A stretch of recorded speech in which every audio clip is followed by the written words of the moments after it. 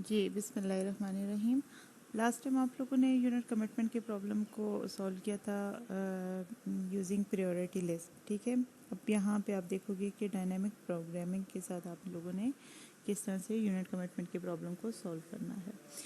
और dynamic programming के बारे में आप कह सकते हैं कि ये बहुत ज़्यादा यूज़ किया जाता है प्रैक्टिकल सिस्टम के लिए।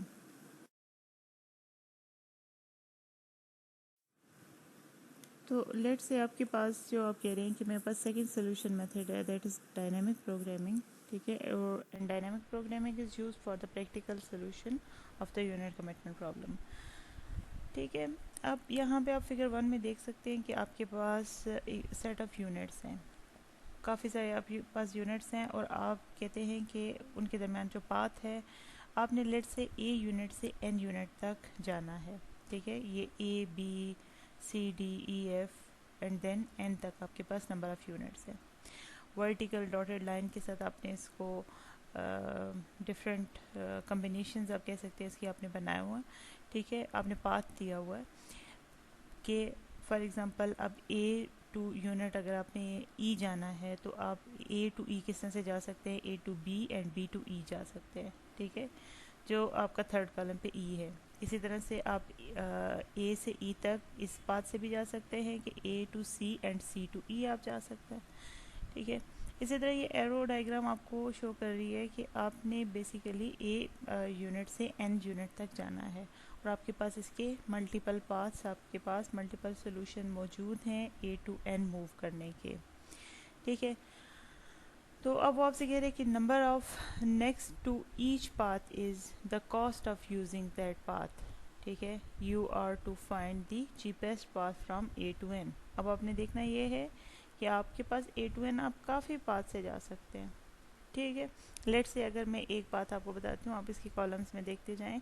ए टू बी आप जाएं, बी टू ई जाएं, ई टू देन एच जाएं, एच टू आप एल जाएं एंड एल टू आप एन जाएं।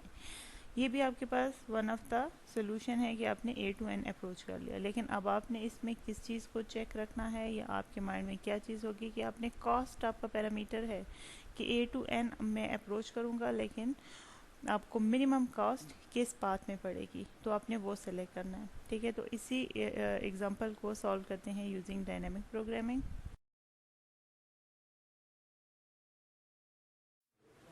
अब जब आप इसको डायनामिक प्रोग्रामिंग से सॉल्व कर रहे हैं, ठीक है, तो आपकी जो फिगर 1 है यहाँ पे मैंने आपके लिए दोबारा साइड पे पेस्ट कर दी है। तो ये बेसिकली आप देखें तो आपकी इसमें 5 स्टेजेस हैं। ठीक है, वर्टिकल कॉलम्स जो हैं वो हर एक इंडिविजुअल स्टेज को शो कर रहा है। तो आप देखिए आपने 1 2 3 4 5 6 वर्टिकल लाइंस लगाई हुई हैं, लेकिन आपने इसको 5 स्टेजेस कहा हुआ है क्योंकि जो फर्स्ट वन है ऊपर देखें तो आपने एक्स नॉट ज़ीरो स्टेज है, पहला स्टेज जो ज़ीरो स्टेज है, then x1 x2 x3 x4 x5 है। तो x नॉट जो कि आपके पास स्टार्टिंग है तो इसको आप कंसिडर नहीं करते। ठीक है, ये आपका स्टार्टिंग पॉइंट है और x5 आपका टर्मिनेटिंग पॉइंट है। तो आप कंसिडर करते हैं कि आपके पास टोटल 5 स्टेजेस हैं। ठीक है, x1 x2 मैंने यहाँ पे आपकी डायग्राम पे रिप्रेजेंट भी किया हुआ है, x3 x4 एंड x5। ठीक है, ये आपकी टोटल 5 स्टेजेस बनती हैं। तो लेट से आप किसी एक स्टेज को देखना चाहते हैं कि उस स्टेज के ऊपर कितने नोड्स हैं। ठीक है, तो आप फर्स्ट आप लेट से जैसे आपकी पॉइंट 1 में है कि अगर आप x3 को थर्ड स्टेज को सेलेक्ट करते हैं तो थर्ड x3 स्टेज में आप देखें तो आपके पास इस थर्ड स्टेज पे कौन कौन से नोड्स आ रहे हैं, h i j और k।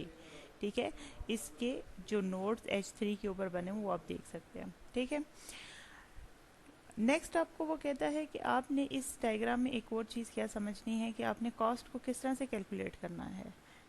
सेकंड पॉइंट है आपका कि अब आप कॉस्ट कैलकुलेट करें।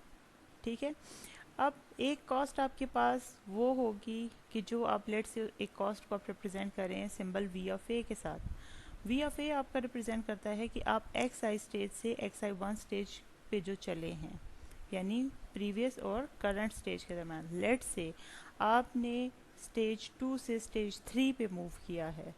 ठीक है, तो इस जिस नोड के दरमियान आपने ट्रेवल किया है तो आपने वो कॉस्ट बेयर करनी है। ठीक है, और ये कॉस्ट आपने बेसिकली क्या गिवन है, लेट से अगर आप देखें तो आपके पास एक्स नॉट ज़ीरो स्टेज से जब आप वन स्टेज के ऊपर गए तो आप ए से आपके 3 एरोज़ हैं बी सी और डी के ऊपर, ठीक है। तो जब ए से बी पे आप जा रहे हैं तो आपका नंबर है 5, लिंक जो एरो लिंक कर रहा है ए को बी के साथ तो उसके साथ 5 है, तो इट मीन्स आपको लेट से यहाँ पे कॉस्ट पड़ रही है 5, ठीक है। ए टू सी आपको कॉस्ट पड़ रही है 2, देन ए टू डी आपको कॉस्ट पड़ रही है 3, ठीक है, लिंकिंग कॉस्ट। तो ये इस लिंक की आपके पास बेसिकली ये कॉस्ट बनती है। तो अब आपको वो कहता है कि आपका symbol V of A second point पे आ जाएं, तो वी ऑफ ए आपके पास जो कॉस्ट है वो क्या चीज़, वो किस टाइप की कॉस्ट रिप्रेजेंट करेगा, वो आपकी कॉस्ट रिप्रेजेंट करेगा दो कंसेक्टिव स्टेजेस के दरमियान, लेट से x I and x I plus one, वही जो मैंने आपको एग्जांपल दिया कि लेट से आप stage two and X three के दरमियान आप कॉस्ट जो आपकी एक पड़ेगी, तो वो आपकी कॉस्ट कहलाएगी। दो कंसेक्टिव स्टेजेस के दरमियान कॉस्ट जो है वो that cost is represented by V of A, ठीक है। कि आप कह रहे हैं कि और ये कॉस्ट डिपेंड करती है जो आपने सेलेक्ट किया है एक्स आई से एक्स आई प्लस वन जाने के लिए जो भी आपने नोड्स सेलेक्ट किए हैं।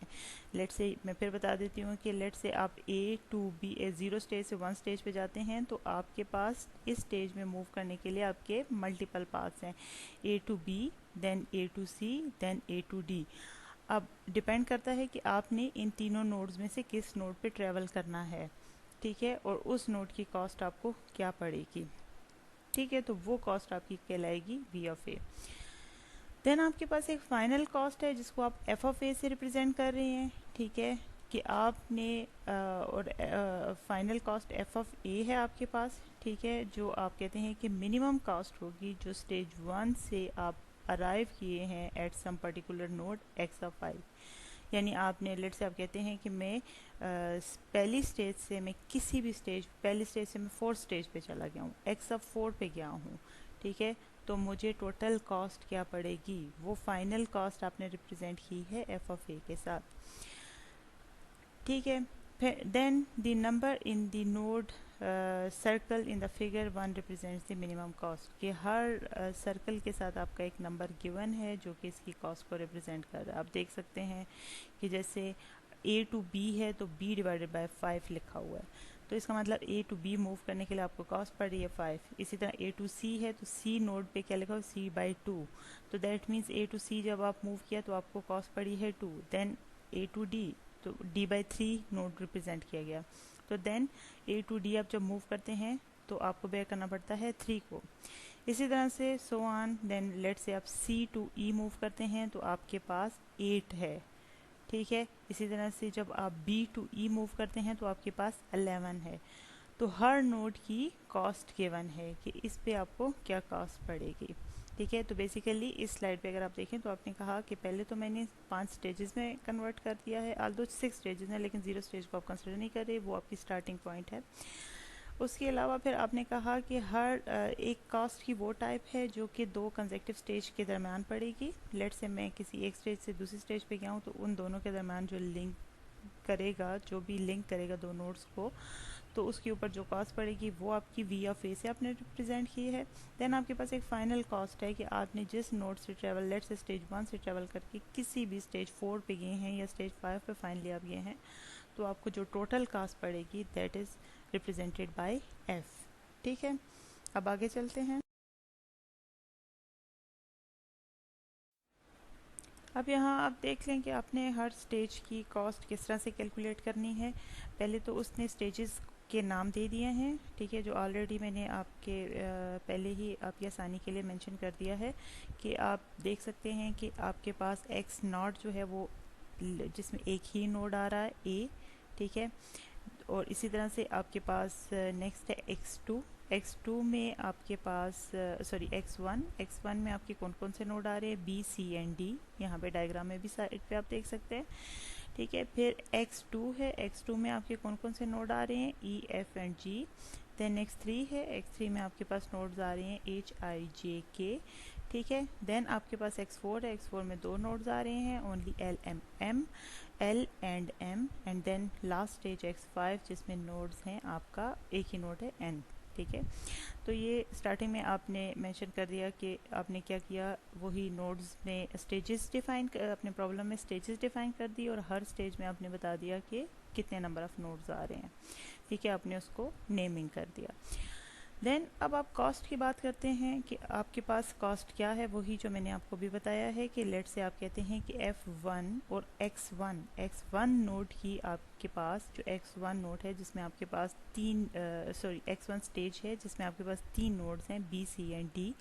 तो आपको उनकी कॉस्ट क्या पड़ेगी, ठीक है। हर एक की लिंक हुई है, लिखा हुआ भी है, लेकिन यहाँ पे आपने जब उसको मैथमेटिकल फॉर्म में लिखते हैं तो आप पहली इक्वेशन पे आ जाएं। तो आपके पास F1 ऑफ B, ठीक है, कि आप स्टेज 1 पे हैं और उसके नोड B पे हैं। तो आप किधर से ट्रेवल करके आए हैं बेसिकली। अब ये आपकी F तो आपकी टोटल कास्ट आ जाएगी कि आप B स्टेज पे पहुंचे हैं, B नोड पे पहुंचे हैं, ठीक है। स्टेज 1 के B नोड पे पहुंचे हैं।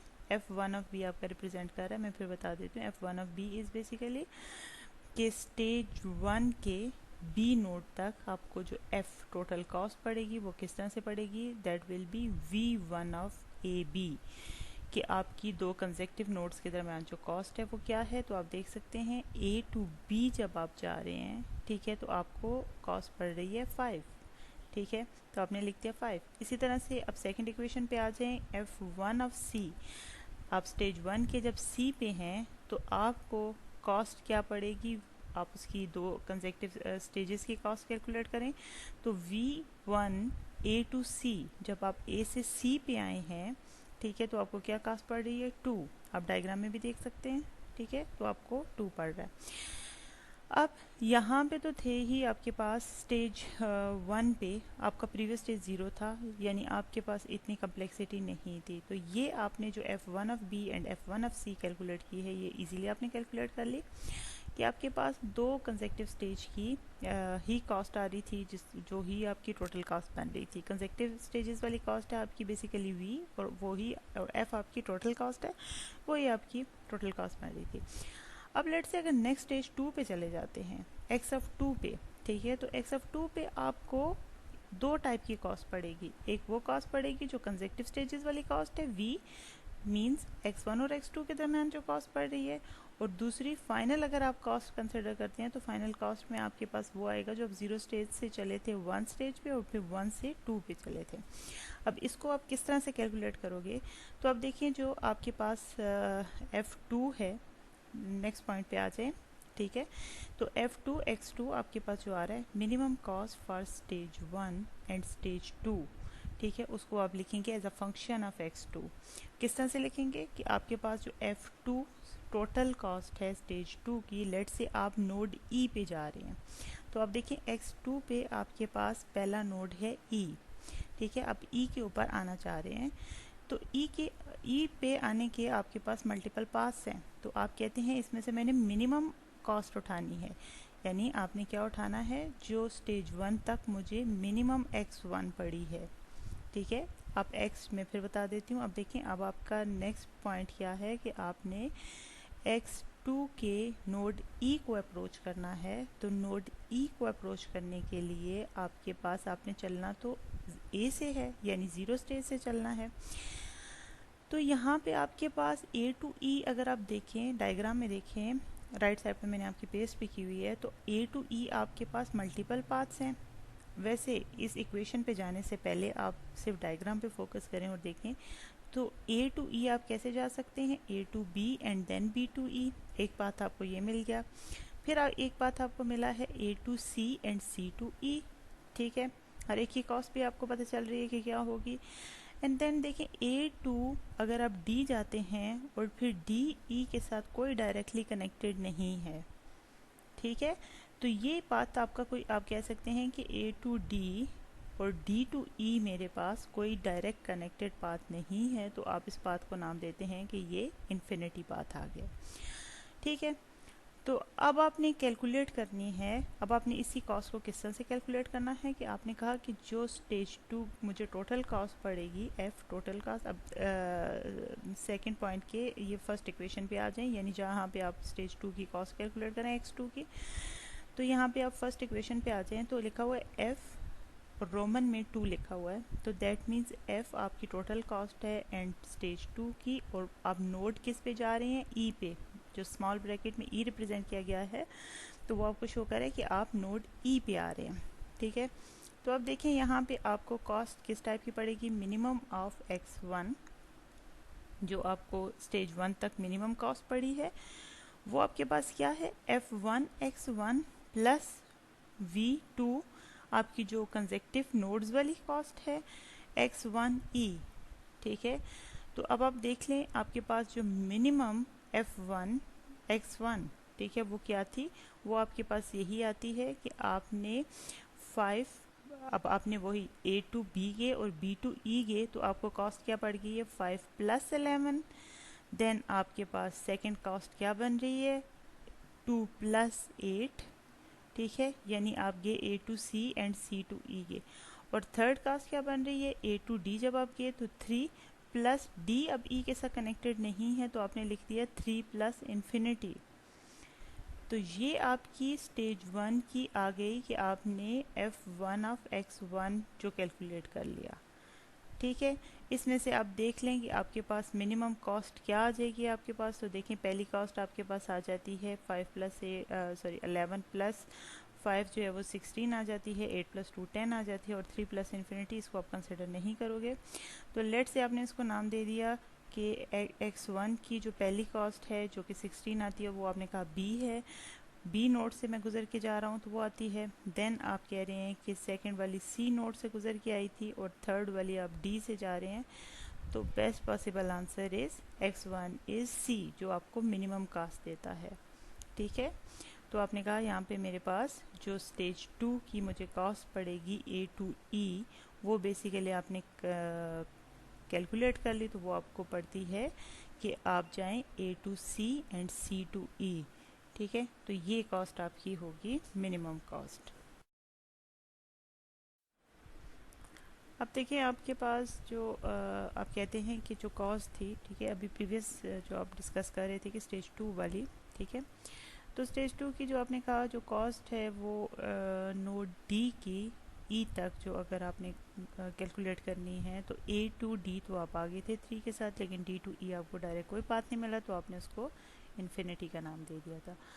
तो आप कहते हैं कि यही जो कॉस्ट अभी आपने प्रीवियसली कैलकुलेट की हैं, तो स्टेज 2 की आपके पास आप कहते हैं कि जो टोटल मेरे पास F2 फाइनल जो कॉस्ट आपके पास आ जाती है स्टेज 2 की।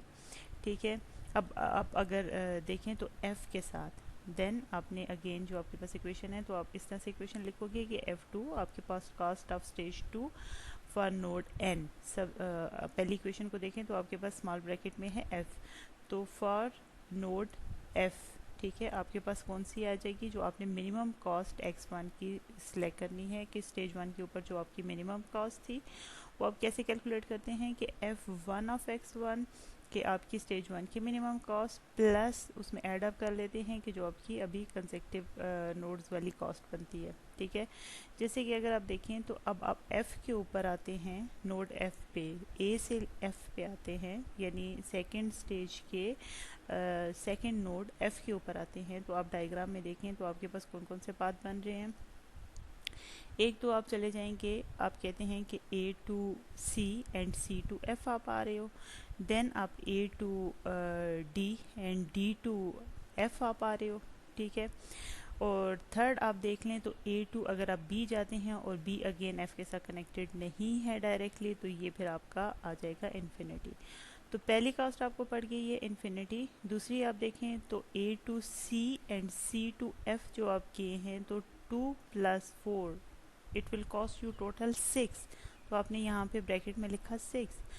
थर्ड आप आ जाएं तो आपने कहा मैं F पे जा रहा हूँ लेकिन वाया A टू D जाता हूँ और D टू F जा रहा हूँ, तो A टू D आपको कॉस्ट पड़ रही है 6 एंड D टू F आपको पड़ रही है A टू D आपको पड़ रही है 3 एंड D टू F आपको पड़ रही है 6, तो टोटल आपको कॉस्ट पड़ जाती है 9।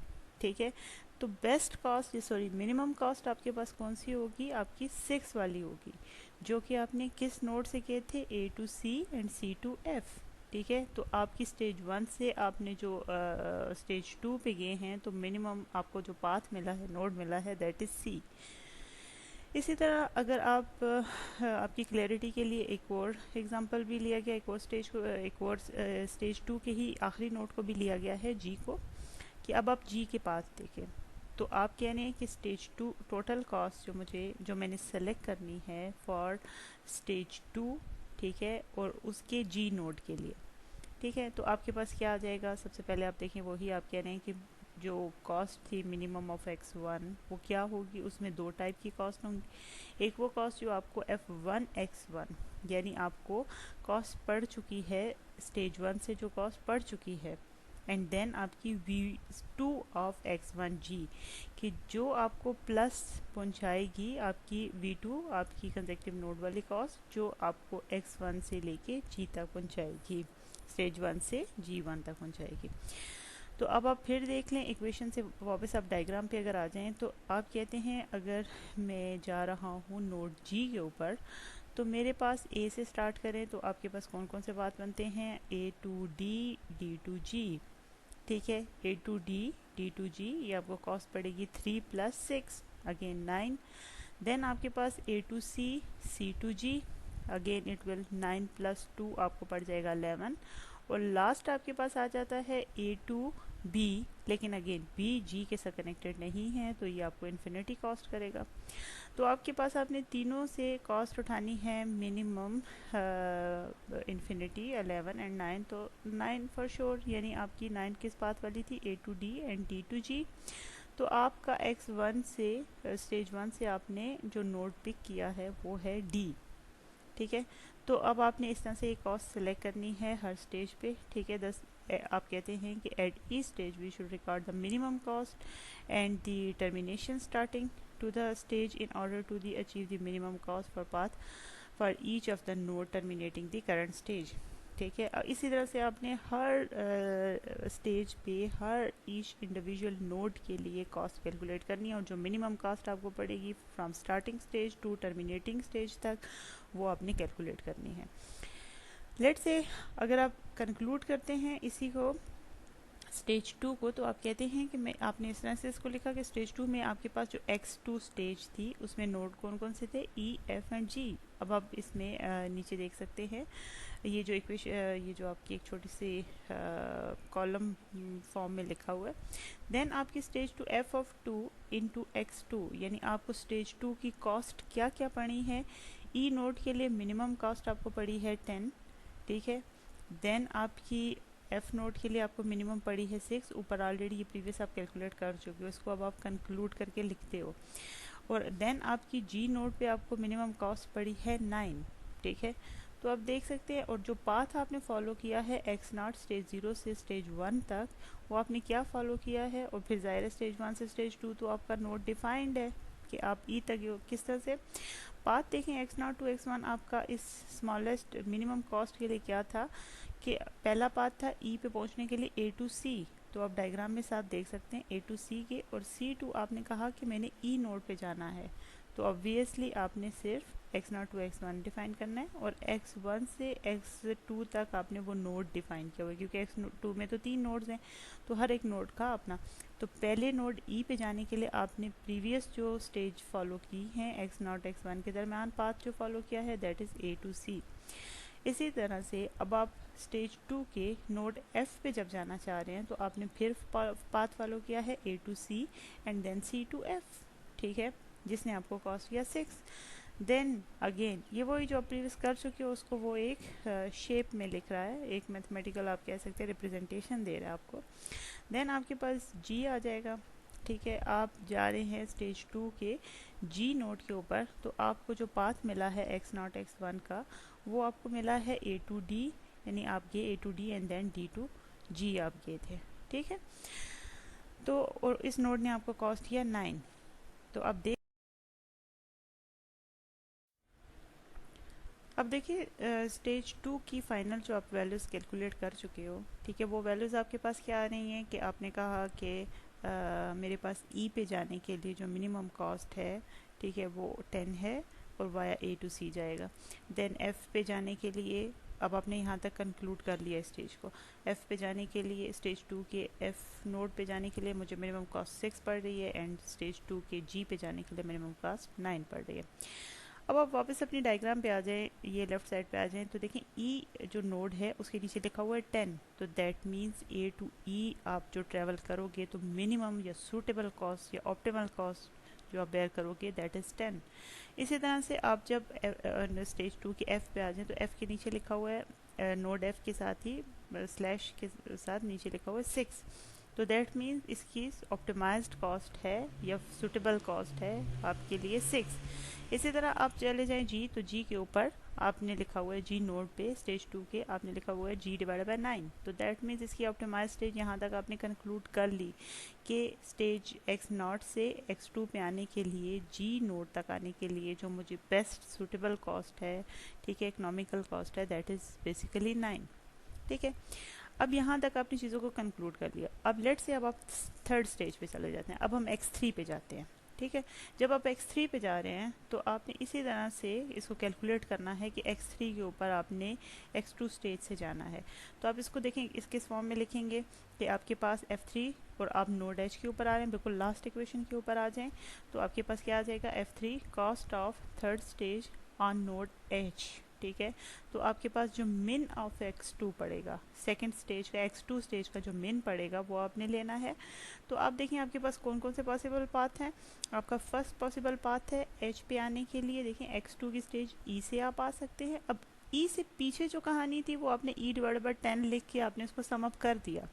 ठीक है, अब आपने दोबारा से a से नहीं आना e तक, ठीक है, वो आपने सम अप कर दिया है कि e तक, a से e तक आने के लिए मैंने 10 कॉस्ट सेलेक्ट कर ली है। इसी तरह से ए से एफ तक आने के लिए आपने 6 कॉस्ट सेलेक्ट कर ली है, और पाथ भी आपको अच्छी तरह से पता है, ऊपर सामने आपके पास टेबल की फॉर्म में गिवन है। ठीक है, इसी तरह से आप कहते हैं कि ए टू जी आने के लिए मैंने सेलेक्ट कर लिया है, दैट इज़ 9।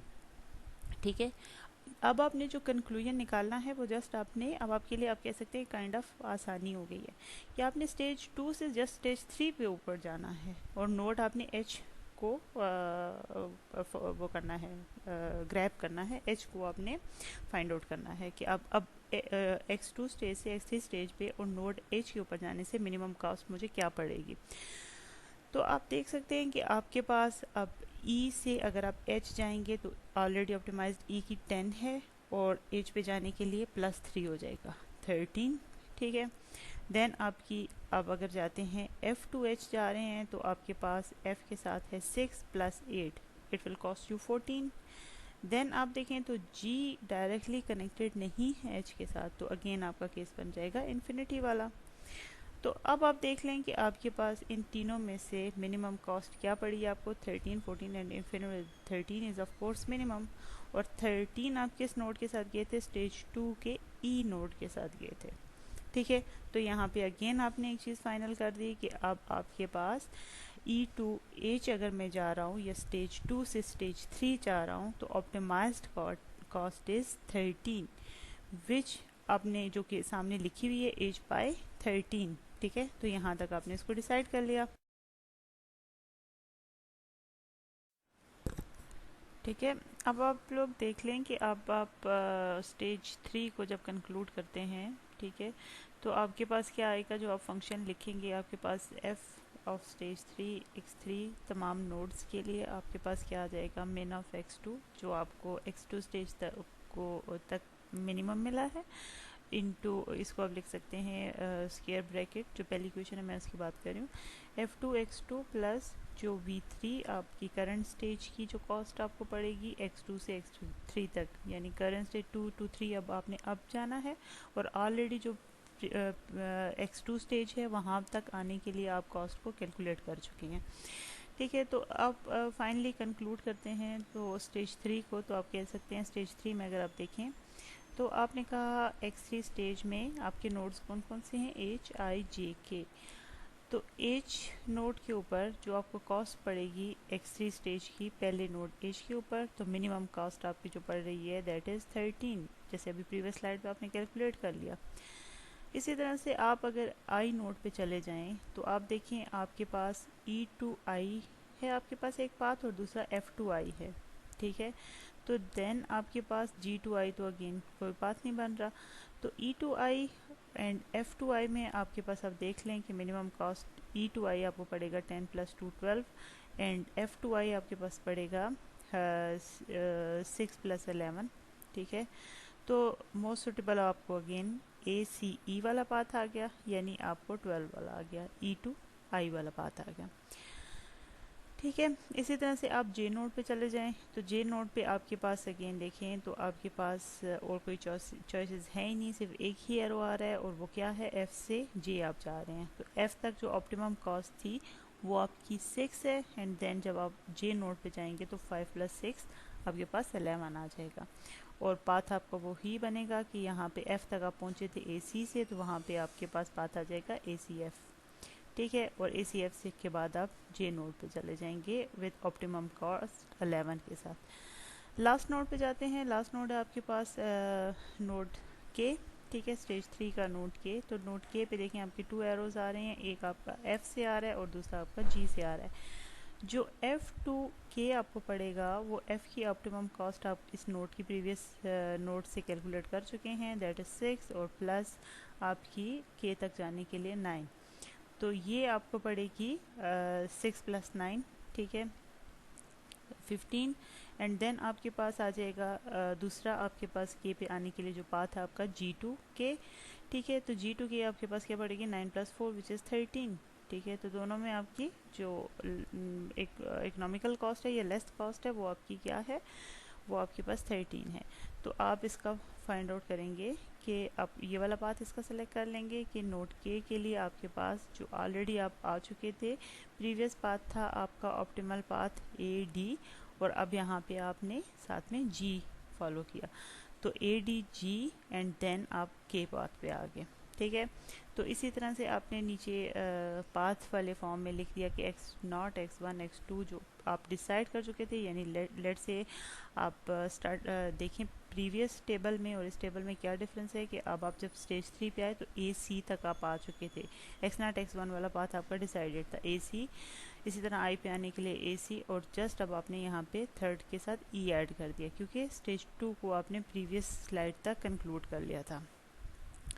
अब आप देखिए यहाँ तक आपने अब आपने क्या इस करंट स्लाइड पे आपने स्टेज 3 को, ये जो फाइनल आपने गिविंग के बाद आपने एक छोटा सा टेबल की फॉर्म में लिखा है स्टेज, उसकी कॉस्ट और उसका पाथ, तो आपने इस स्टेज 3 को भी कंक्लूड कर लिया कि H पे जाने के लिए अब आप देखिए H/13 आपने लिखा है और पाथ आपका क्या है ACE, ठीक है, E2 आप H आए हैं। देन आपके पास I के लिए स्टेज 3 के I के लिए आपके पास पाथ क्या है ACE, और आपकी ऑप्टिमल कॉस्ट है 12। आप डायग्राम में देख भी सकते हैं कि I के नीचे आपने नोट I के नीचे 12 लिखा हुआ है। इस तरह J में आप जाएं तो J के पास आपके पास ऑप्शन नहीं है, तो आपने इसी को सेलेक्ट किया है जो आपका है 11, ठीक है। तो आपका बनता है F प्लस J के पास आने के लिए 6 + 5 11, ठीक है। तो आपका पाथ क्या था ACF। देन आप जब K पे जा रहे हैं तो K के लिए आपके पास क्या पाथ बनता था, वही जो आप प्रीवियस ऑप्टिमम पाथ आपने लिया G के लिए, ठीक है, 9 + 4, ठीक है, और 9 + 4 13 आपने कहा कि ऑप्टिमल कॉस्ट आ गई है इसकी, और आप देख सकते हैं K के नीचे आपने 13 लिखा हुआ है और आपके पास जो पाथ है ADG आ गया। तो दैट मीन्स आपने इस पॉइंट तक स्टेज 3 भी कंक्लूड कर लिया। अब जाते हैं आपकी स्टेज 4 के ऊपर। तो स्टेज 4 में आप देखें तो आपकी स्टेज 4 X4 में 2 नोड हैं L और M, ठीक है। इसी तरह से अब स्टेज 3 तक चीज़ें कंक्लूडेड हैं। स्टेज 3 में H/13 इसकी ऑप्टिमल कॉस्ट है, I के लिए 12 ऑप्टिमल कॉस्ट है, और J के लिए आपकी 11 और K के लिए आपकी 13, ठीक है। आपने वहाँ पे डायग्राम में लिख भी दिया। जब X4 पे आप जा रहे हैं तो आपके पास L और M नोड हैं। अब देखिए L नोड के लिए आपके पास ये सेम उसी तरह से आप जैसे प्रीवियस अभी तक कैलकुलेशन करते हैं तो आप इसको कैलकुलेट कर लें, तो आपकी 4th नोड पे जो कॉस्ट आएगी वो आपकी थर्ड स्टेज तक जो आपने मिनिमम कॉस्ट सेलेक्ट कर ली है वो, प्लस जो आपकी V ऑफ 4th स्टेज की X3 X4 के दरमियान जो कॉस्ट आपको लिंक की कॉस्ट पड़ेगी, ठीक है। ये तो आपने फार्मूला लिख लिया। अब आप आ जाएँ नेक्स्ट इक्वेशन पे, F4 ऑफ L यानी 4th स्टेज की आप L नोड पे जाते हैं और उसके ऊपर आपको क्या कॉस्ट पड़ती है। तो अब देख लें आपके पास एल नोड पे आने से जब आप 3 एरोज आ रहे हैं, एक आप एच से एल में आएंगे, एक आप आई से एल में आ रहे हैं और एक आप जे से एल में आ रहे हैं, ठीक है। तो एच की 13 प्रीवियस ऑप्टिमल कॉस्ट है, प्लस 9 कर लें, आई की 12 प्लस 3 कर लें, एंड देन आपके पास 11 प्लस 6 कर लें, ठीक है। तो आपके पास तीनों में से जो ऑप्टिमल कॉस्ट आएगी वो आपके पास आ जाएगी 15 आ जाएगी, ठीक है। तो स्टेज 3 दैट मीन्स आप जब आई नोड से जाएंगे एल नोड पे तो 12 प्लस 3 15 आपको कम पड़ेगी, जबकि 13 एच से आई तक एच से एल तक आते हैं तो 9 प्लस 13 ये आपको ज़्यादा पड़ेगी, देन आपके पास 11 प्लस 7 भी ज़्यादा पड़ेगी। तो इनमें से तीनों में से मिनिमम कॉस्ट आपकी कौन सी बन जाती है कि आप आई से एल पे आएँ और आपको 12 प्लस 3 कॉस्ट पड़ जाएगी विच इज़ 15, तो आपने एल के नीचे लिख दिया ऑप्टिमल कॉस्ट 15। इसी तरह अगर आप नेक्स्ट नोट पे आ जाए एम पे, अब जब आप एम नोड के ऊपर आ रहे हैं, ठीक है, तो एम पे भी आप देख लें आपके 3 एरोज आ रहे हैं। एक तो आप आ सकते हैं अगेन एच टू एम आपका इन्फिनिटी पाथ है, कोई पाथ नहीं बन रहा। देन आपके पास आई टू एम जब आप आ रहे हैं तो 12 प्लस 6 18, ठीक है। देन आप जे टू एम आते हैं तो 11 प्लस 8 आपके पास 19 है। देन आप के टू एम आते हैं तो 13 प्लस 5 अगेन 18, ठीक है।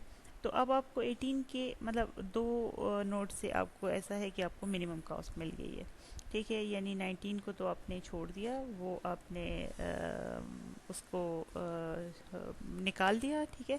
देन आपके पास जो रह जाता है वो आई टू एम है और के टू एम है, और दोनों की यहाँ पे आप देखिए दो नोट से उसके पास दोनों से सेम कॉस्ट आ रही है 18, तो वो दोनों को एज अ ऑप्शन रखेगा, ठीक है। तो आप देख सकते हैं कि आपके पास x3 स्टेज पे लास्ट इक्वेशन पे आ जाएं जो आपकी स्टेज 4 की कॉस्ट कैलकुलेट की हुई है नोड m के ऊपर। तो उसने कहा कि 18 मिनिमम कॉस्ट है, लेकिन आप x3 पे जब x3 जो प्रीवियस स्टेज से आप आते हैं, आप i से भी आ सकते हैं और k से भी आ सकते हैं, तो i और k दोनों आपको 18 दे देते हैं, ठीक है। तो अब जब इस स्टेज को आप कंक्लूड करते हैं तो आपके पास क्या आ जाएगा, आप कहते हैं कि स्टेज 4 में कौन से नोड्स थे एल और एम। तो स्टेज 4 की कॉस्ट आपको क्या पड़ी है, एल के ऊपर मिनिमम आपको 15 पड़ी है और एम के ऊपर 18 पड़ी है। 15 के लिए आपके पास था अभी प्रीवियस जो पाथ था ए सी ई, उसमें अब आपने आई नोड ऐड कर दिया, ठीक है। तो प्रीवियस जो पाथ थे उनमें आपने आई ऐड कर दिया, तो आप एल नोड के ऊपर चले गए, ठीक है। तो इसी तरह से एम नोड के ऊपर जब आप जा रहे हैं तो आपको मिनिमम कॉस्ट पड़ रही है 18, जो कि आपको ए सी ई आई से पड़ती है या फिर ए डी जी के से बढ़ती है, ठीक है। तो ये दोनों ऑप्शंस आपके पास हो सकते हैं।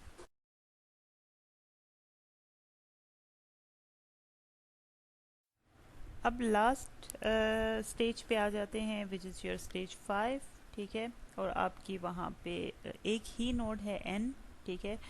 तो आप देखें आपकी एफ ऑफ वी जो है वो मिनिमम कॉस्ट है अगेन 1 to 5 स्टेज। अब जब फाइनल अपनी डेस्टिनेशन पे पहुँच के तो आपको ऑल मिनिमम मिल जाएगा, ठीक है।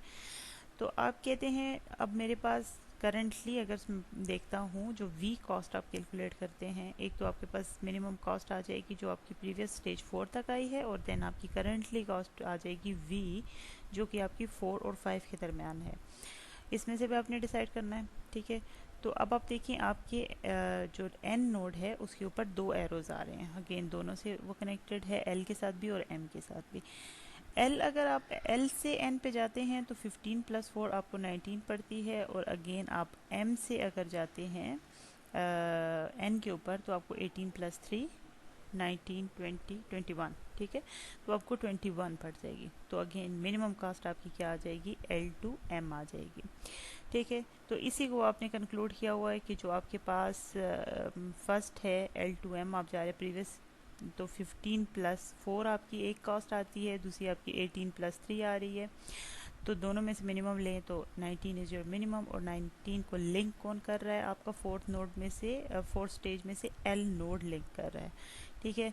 तो आप कहते हैं कि मेरे पास इसको मैं अगर कंक्लूड करता हूँ तो इसको किस फॉर्म में आप लिख सकते हैं कि x5n है और इसकी मिनिमम कॉस्ट जो है वो 19 है, और पाथ ये क्या फॉलो करेगा, ए सी ई आई तक आप आ चुके थे, यानी आप नोड एल तक कैसे आए थे, ए सी ई आई तक, और देन आप एल से एल तक जब जाएंगे और एल टू एन आपका मिनिमम कॉस्ट का नोड बन जाएगा। तो फाइनली आप ए टू एन जब जाते हैं तो आपका ये ACEIL जो है it will cost you minimum, ठीक है।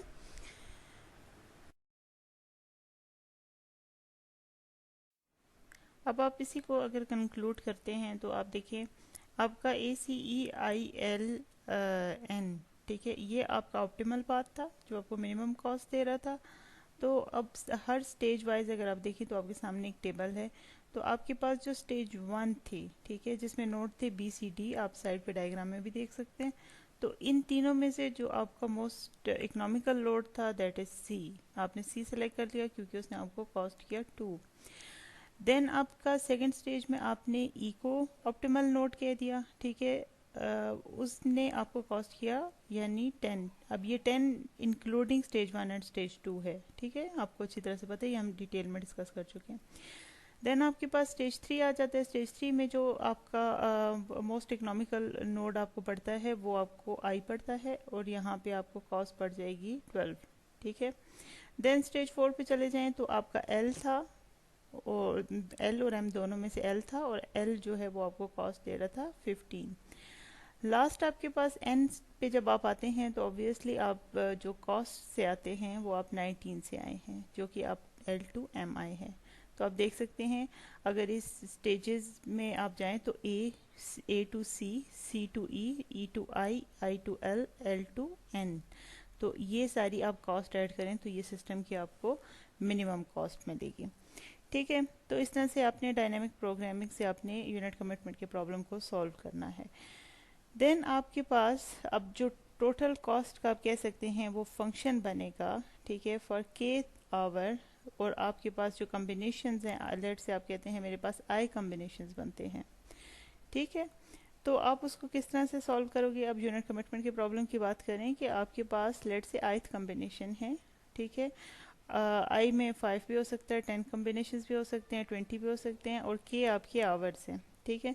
तो आप कॉस्ट को किस तरह से कैलकुलेट करोगे। एफ कॉस्ट के एफ आई, ठीक है, के नंबर ऑफ आवर है, आई आपका नंबर ऑफ कम्बिनेशन होगा, आपकी मिन वही आपने कॉस्ट कैलकुलेट करनी है, पी कॉस्ट के एफ आई, एस कॉस्ट के माइनस 1 एल, ठीक है, एल बिलोंग टू के एफ आई, वही प्रीवियस कॉस्ट के साथ एसोसिएटेड हो गया, और एफ ऑफ कॉस्ट आ गया के माइनस 1 इंटू एल।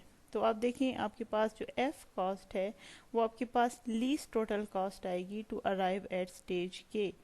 उसी तरह से जैसे आप एफ आपके पास आ रहा था, आप कहते हैं कि इस स्टेज पे पहुंच, स्टेज के आई पे पहुंचने के लिए जो मेरी प्रीवियसली लीस्ट कॉस्ट मुझे पड़ी है। देन पी आपके पास प्रोडक्शन कॉस्ट आ जाएगी फॉर स्टेट के आई, जो आपकी इस स्टेज की जो कॉस्ट है जिसको आप कहते हैं वो प्रोडक्शन कॉस्ट आ जाएगी आपके पास।